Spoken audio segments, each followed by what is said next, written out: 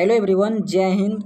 आज की इस वीडियो में हम लोग बात करेंगे रेलवे सुरक्षा बल यानी आरपीएफ कांस्टेबल के लिए प्रैक्टिस सेट।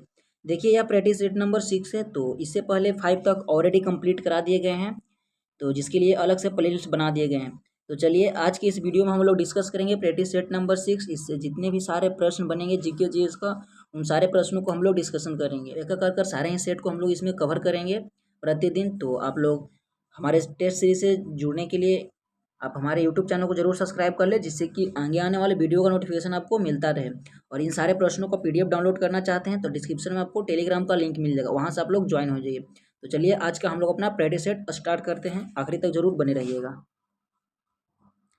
देखिए यह प्रैक्टिस सेट नंबर 6 का आज का प्रथम प्रश्न है, जो कि आरपीएफ कांस्टेबल के लिए प्रैक्टिस सेट है।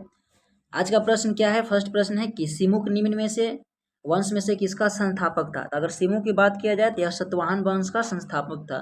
ऑप्शन नंबर डी बिल्कुल सही हो जाएंगे। नेक्स्ट प्रश्न दिए हुए हैं कि निम्न में से कौन सुमेलित नहीं है?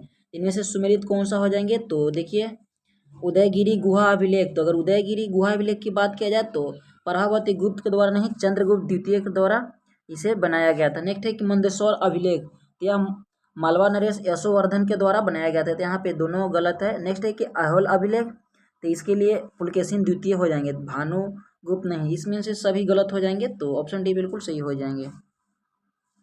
नेक्स्ट प्रश्न दिए हुए हैं कि इत सिंह भारत की यात्रा पर कब आया था? इत सिंह की बात किया जाए तो शताब्दी में आया था। कौन सी? 7वीं शताब्दी में आया था। ऑप्शन सी बिल्कुल सही हो जाएंगे। नेक्स्ट प्रश्न है कि तंजौर का राजराजेश्वर मंदिर किसने बनवाया था? अगर राजराजेश्वर मंदिर की बात किया जाए तो यह किसके द्वारा बनाया गया था? तो राजराज प्रथम के द्वारा बनवाया गया था। ऑप्शन से बिल्कुल सही हो जाएंगे। साथियों, अगर आप लोगों को वीडियो अच्छा लगते हैं तो वीडियो को लाइक जरूर करेंगे और अपने दोस्तों को जरूर शेयर करेंगे। नेक्स्ट प्रश्न दिया हुआ है कि निम्नलिखित में से अद्वैत वेदांतों के अनुसार किसके द्वारा मुक्ति प्राप्त की जा सकती है? तो अद्वैत वेदांतों के अगर उनके अनुसार बात किया जाए तो यह ज्ञान के द्वारा मुक्ति प्राप्त किया जा सकता है। ऑप्शन ए बिल्कुल सही हो जाएंगे। नेक्स्ट है कि चंद्रगुप्त द्वितीय के दरबार में नवरत्न में कौन शामिल नहीं थे? तो नवरत्न की बात किया जाए तो पतंजलि शामिल नहीं थे। ऑप्शन डी बिल्कुल सही हो जाएंगे।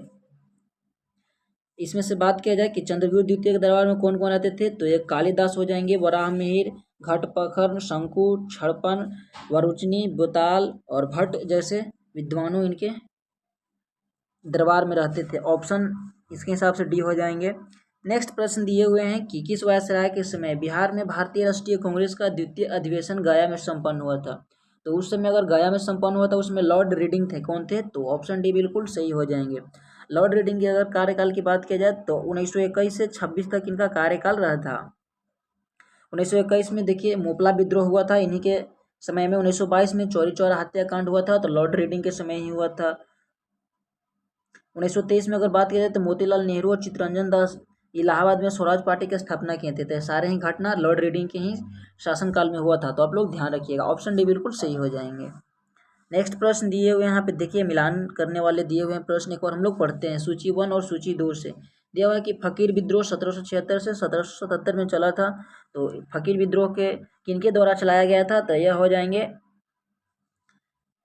मजनू शाह एवं चिराग अली, यानी ऑप्शन ए बिल्कुल सही हो जाएंगे। अगर भील विद्रोह की बात किया जाए तो यह सेवाराम के द्वारा शुरू किया गया था। बात किया जाए चुआरी विद्रोह तो दुर्जन सिंह के द्वारा यह प्रारंभ किया गया था। और एक है चेरो विद्रोह 1800 में, जो कि भूषण सिंह। यानी इस तरह से सब सामने सामने है। ऑप्शन ए बिल्कुल सही हो जाएंगे। नेक्स्ट दिया हुआ है कि रैयतवाड़ी व्यवस्था के संबंध में कौन कथन सत्य है? तो रैयतवाड़ी की व्यवस्था की अगर बात किया जाए, चलिए इसका हम लोग कथन को इनमें से हम लोग टिक आउट करते हैं। क्या क्या इसका ऑप्शन है? यह थॉमस मुनरो को मौलिक विचार था, यानी उसके द्वारा चालू किया गया था। बिल्कुल सही थे।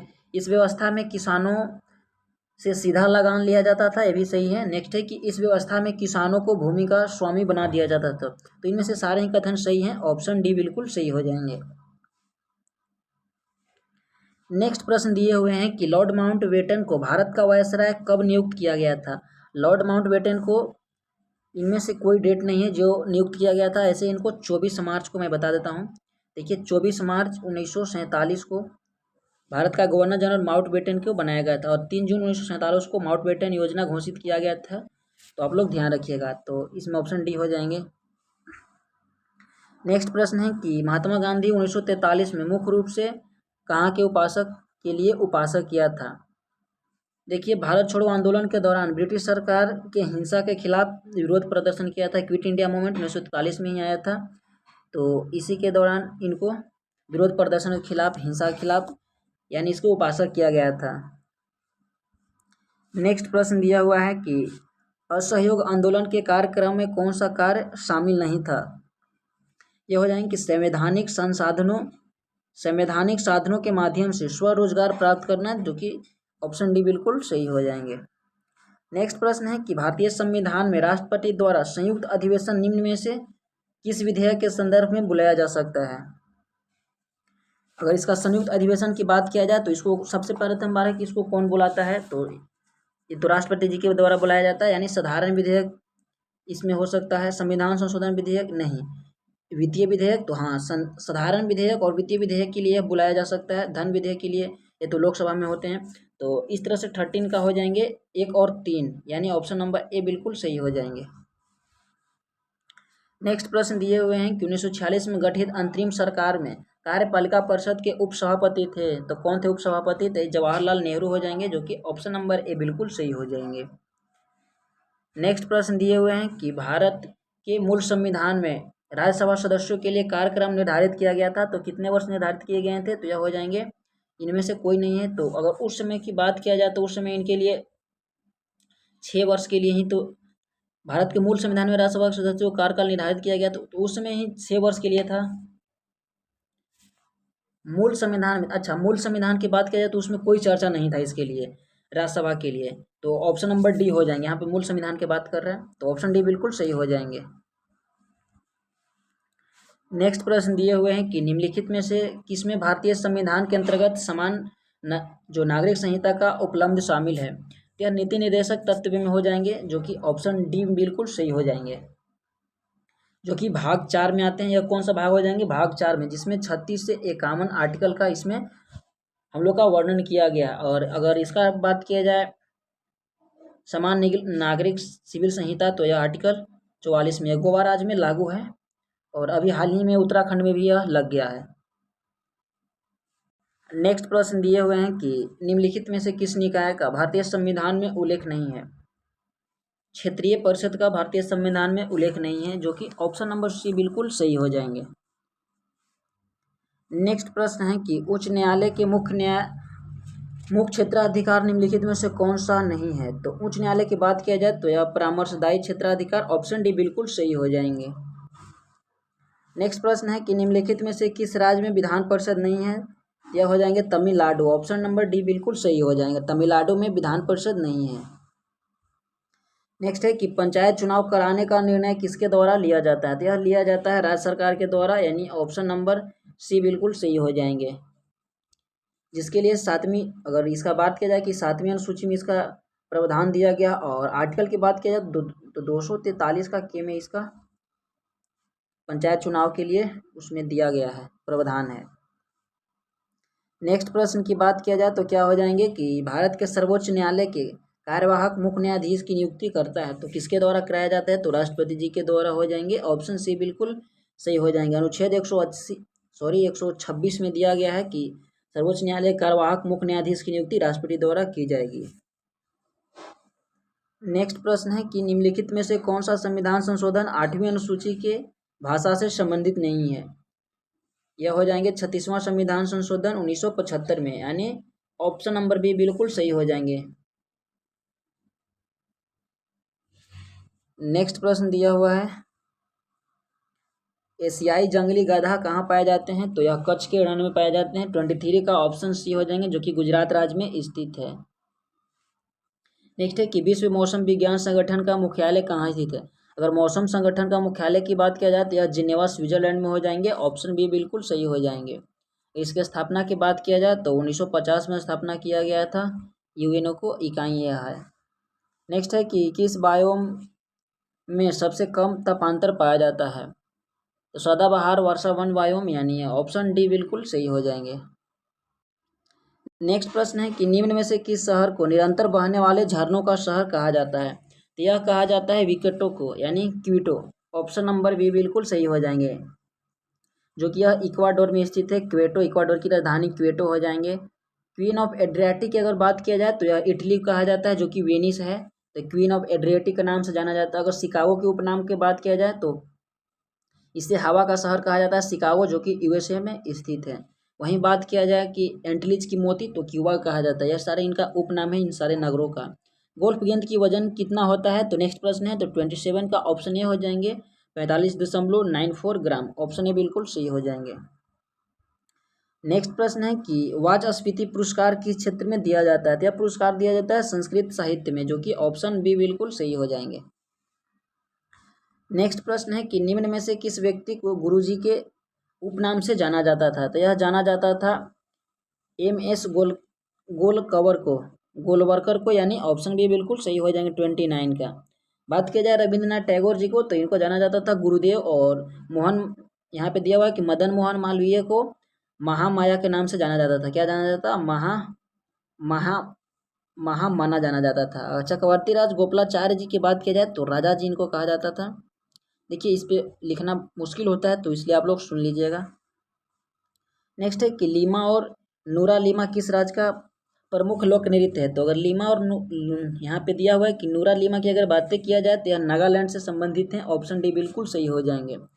कुछ गुजरात के लोक नृत्य को हम लोग बात कर लेते हैं, तो गरबा डांडिया हो जाएंगे, गुजरात से संबंधित हो जाएंगे। वहीं बात किया जाए राजस्थान, तो झूमर और गन्नौर हो जाएंगे, गणगौर राजस्थान के। अगर मेघालय की बात किया जाए तो यहाँ पे हो जाएंगे लाहो और बंगला। ध्यान रखिएगा, ये कई बार प्रश्न बन चुके हैं, लाहो, बंगला और पश्चिम बंगाल यहाँ पे ऑप्शन देता है, तो बहुत सारे स्टूडेंट पश्चिम बंगाल को टिक आउट करते हैं, लेकिन यहाँ पे लाहौर और बंगला मेघालय से संबंधित हो जाएंगे। नेक्स्ट है कि केंद्रीय खनन अनुसंधान संस्थान कहाँ स्थित है, तो अगर खनन की बात किया जाए तो कोयला सर्वाधिक कहाँ होते हैं, तो धनबाद, जो कि ऑप्शन सी बिल्कुल सही हो जाएंगे। भारतीय लाह अनुसंधान की बात किया जाए, लाह की बात किया जाए तो रांची हो जाएंगे। और जमशेदपुर में अगर किस चीज़ का देखिए जमशेदपुर की अगर बात किया जाए तो यहाँ पे क्या हो जाएंगे, तो यहाँ पे स्टील के लिए प्लांट लगाए गए हैं। वहीं बात किया जाए कि इसमें से बाकी और तो जादूगोड़ा तो नहीं है। अगर राष्ट्रीय समुद्र विज्ञान गोवा है, आप लोग एक्स्ट्रा में जान लीजिए। और प्लाज्मा अनुसंधान केंद्र हो जाएंगे गांधीनगर। केंद्रीय ईंधन अनुसंधान संस्थान जलोढ़ गोड़ा हो जाएंगे, तो इन सारे आप एक्स्ट्रा में याद रख सकते हैं। नेक्स्ट है कि भारतीय औद्योगिक विकास बैंक IDBI की स्थापना किस वर्ष हुआ था, तो IDBI बैंक की स्थापना की बात किया जाए तो हो जाएंगे 1964, जो कि ऑप्शन सी बिल्कुल सही हो जाएंगे। नेक्स्ट दिया हुआ है कि मेघालय के नए राज्यपाल कौन बने हैं, तो यह 2023 के अकॉर्डिंग है, तो अभी वर्तमान में चेंज हो गए हैं, तो आप लोग एक बार जरूर देखिएगा। तो BP चौहान थे उस समय, और अभी का इसका नहीं पता है। नेक्स्ट है कि शैली ऐप को किस सरकार द्वारा जारी किया गया है, तो शैली ऐप यह जारी किया गया है केरल राज्य के सरकार द्वारा, ऑप्शन डी बिल्कुल सही हो जाएंगे। नेक्स्ट दिए हुए हैं कि दस्तलिक 4 युद्ध अभ्यास 2023 का आयोजन कहाँ किया गया है, तो आयोजन किया गया है उत्तराखंड में, जो कि ऑप्शन ए बिल्कुल सही हो जाएंगे। नेक्स्ट प्रश्न है कि जल संरक्षण पर पहला अखिल भारतीय शिखर सम्मेलन का आयोजन नई दिल्ली में किया गया है, इसका थीम क्या था, यानी विषय, तो वाटर विजन एडेड 2047 हो जाएंगे, जो कि ऑप्शन नंबर ए बिल्कुल सही हो जाएंगे। नेक्स्ट प्रश्न है कि अर्जुन अवार्ड 2022 से सम्मानित श्री अमित का संबंध किस खेल से है, तो श्री अमित का संबंध की बात किया जाए तो बॉक्सिंग से हो जाएंगे, जो कि ऑप्शन नंबर ए बिल्कुल सही हो जाएंगे। नेक्स्ट प्रश्न है कि राजा राम मोहन राय पुरस्कार 2023 से किसे सम्मानित किया गया है, तो यह सम्मानित किया गया है BK प्रसाद को, तो ऑप्शन नंबर बी बिल्कुल सही हो जाएंगे। नेक्स्ट प्रश्न है कि निम्नलिखित में से ऑक्जेलिक एसिड का प्राकृतिक स्रोत क्या है, ऑक्जेलिक एसिड की अगर बात किया जाए तो इसका प्राकृतिक स्रोत क्या हो जाएंगे, तो देखिए इसका प्राकृतिक स्रोत हो जाएंगे टमाटर, यानी ऑक्जेलिक एसिड में टमाटर में ऑक्जेलिक एसिड पाए जाते हैं, ऑप्शन नंबर ए बिल्कुल सही हो जाएंगे। इमली में अगर बात किया जाए तो इसमें टार्टरिक पाए जाते हैं, और चींटी के डंक की बात किया जाए तो इसमें फॉर्मिक पाए जाते हैं, और खाटा दूध में लैक्टिक पाए जाते हैं, तो आप लोग ध्यान रखिएगा। नेक्स्ट है कि लुईस पास्चर को किस स्रोत के लिए जाना जाता है, तो लुईस पास्चर के द्वारा रेबीज का टीका का खोज किया गया था, ऑप्शन ए बिल्कुल सही हो जाएंगे। नेक्स्ट दिया हुआ है कि पौधे में ऊर्जा का अंतिम स्रोत क्या है, तो इसमें ऊर्जा का अंतिम स्रोत हो जाएंगे क्लोरोफिल, यानी ऑप्शन नंबर ए बिल्कुल सही हो जाएंगे। नेक्स्ट प्रश्न है कि निम्नलिखित में से किस पौधे में पादपकाय के एक हिस्से से दूसरे हिस्से में जल एवं अन्य पदार्थों के संवहन हेतु विशिष्ट उत्तम मौजूद होते हैं, विशिष्ट ऊतक मौजूद होते हैं, तो उस ऊतक का नाम क्या हो जाएगा, तो मर्सिलिया हो जाएंगे। ऑप्शन नंबर डी बिल्कुल सही हो जाएंगे। नेक्स्ट है कि चेचक यानी स्मॉल पॉक्स किस वायरस के कारण होता है। यह होता है वेसिओला वायरस कारण यानी वेरिसेला वायरस हो जाएंगे। ऑप्शन ए बिल्कुल सही हो जाएंगे। नेक्स्ट दिया हुआ है कि अंडे को अंडाशय से गर्भाशय तक किसके द्वारा ले जाया जाता है, तो यह ले जाया जाता है अंडवाहिका द्वारा, यानी ऑप्शन नंबर ए बिल्कुल सही हो जाएंगे। नेक्स्ट है कि अरिष्ट कोशिकाएं एक हार्ड मैट्रिक्स में अंतः स्थापित होती है, जो निम्न में से किसका बना होता है, तो यह बना होता है कैल्शियम और फास्फोरस का, यानी ऑप्शन नंबर बी हो जाएंगे। ऑप्शन बी बिल्कुल सही हो जाएंगे। नेक्स्ट प्रश्न दिया हुआ है क्या है कि निम्नलिखित में से कौन सा अंग मनुष्य के उत्सर्जन तंत्र यानी एक्सक्रीटरी सिस्टम का भाग नहीं है, यह कौन सा हो जाएंगे, तो यह गर्भाशय हो जाएंगे, जो कि ऑप्शन बी बिल्कुल सही हो जाएंगे। नेक्स्ट दिया हुआ है कि मानव शरीर की सबसे बड़ी धमनी कौन सी है, यह हो जाएंगे महाधमनी। ऑप्शन नंबर ए बिल्कुल सही हो जाएंगे। नेक्स्ट प्रश्न है कि विज्ञान की वह शाखा कौन सी है जिसका उद्देश्य मानव जनसंख्या अनुवांशिक गुणवत्ता को सुधार करना है, यह हो जाएंगे यूजेनिक्स, यानी ऑप्शन नंबर सी हो जाएंगे बिल्कुल सही। तो ये थे आज का practice set number 6। I hope कि आपको अच्छे लगे होंगे। तो आप बताइएगा कमेंट बॉक्स में 52 या 50 के आसपास प्रश्न थे, आपको कितना करेक्ट हुए हैं। मैं आपसे मिलता हूँ नेक्स्ट वीडियो में। वीडियो अच्छे लगे होंगे तो लाइक शेयर सब्सक्राइब करना नहीं भूलिएगा। रेगुलर अपडेट के लिए आप चैनल सब्सक्राइब जरूर कर लें। मिलते हैं नेक्स्ट वीडियो में। वीडियो देखने के लिए बहुत बहुत धन्यवाद। Thank you.